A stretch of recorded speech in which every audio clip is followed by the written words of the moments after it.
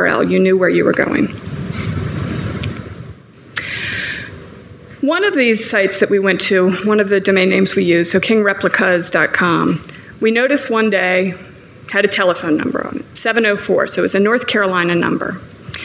We made a buy, got within a week 2 watches on 2 separate buys.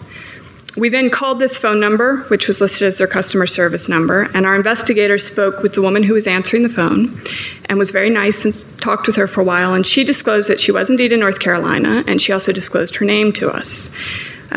So at that point, our investigator looked her up in the phone book, found her phone number. We had one investigator call her on the customer service line again, and another investigator call her home number. And without putting him on hold, she said, "Hold on a minute," but put the phone down and picked up the other one, and we knew it was her. What was really interesting is during this whole transaction, a third phone rang, and she picked it up again, not putting one on hold, and we heard her name a different replica watch site that we did not know about. On top of this, we started getting our watches in. We were supposed to get them overnight, and they claimed they were coming from a warehouse in New York. And we got an email saying, "So sorry, we're out of stock. It'll be coming to you directly from the manufacturer." We got 2 packages. Both were from China, 2 different addresses. So what do we do at this point? We obviously are doing all our investigations in North Carolina. We're taking a look to see if we can track them down at all in New York. We had an investigator in China go to the 2 addresses. They turned out to be empty fields. And we did an investigation in Brazil on the off chance that the person registering the domain name actually existed, and of course they didn't. So on January 31st, we filed a complaint and TRO. We did a raid on the woman's house in North Carolina on February 3rd. The raid led to a raid on 4 other houses that night in North Carolina with 4 other women in the community who were doing the same thing. We seized 8 computers, we got over 10,000 documents, and we found 3 or 4 watches.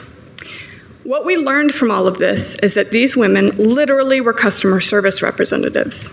They had no real idea what they were doing except that they were working for a company that they thought was based in China selling replica watches.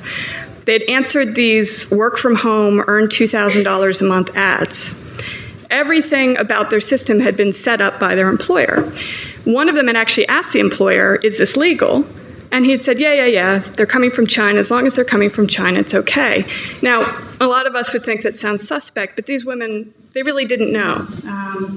And the conditions they were in, they were living in a fairly backwoods area of North Carolina. One of them was severely ill, and this is how she was paying her medical bills. But we gathered a lot of information from these 10,000 documents they had because these women did not destroy anything. I mean, they really thought they were working for a legitimate business, so they kept all of their records. So we found out that all the domain names were being registered by these people that they knew as Tians and Usnitchu. They did all of the registrations, the women didn't. We discovered that the names that they were using for registering these domain names, which are listed here, were all fake.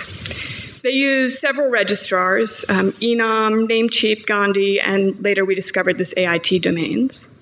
And they used ISPs all over the world, internet service providers. So you have Hong Kong, Canada, South Korea, Malaysia, Philippines, China, and the US. Once one of their sites was being investigated, they just moved their ISP. And they obviously also did this on a regular basis to try and keep you off their track. All the communications were done either by email, instant messaging, or telephone. The Gmail accounts that they used were all set up by Tians and Usnitchu using false identification. These were the Gmail accounts that we found from the documents. The telephone numbers were all set up through Vonage, and Vonage, like Skype, you can set up a telephone number from anywhere in the world using the area code from anywhere in the world.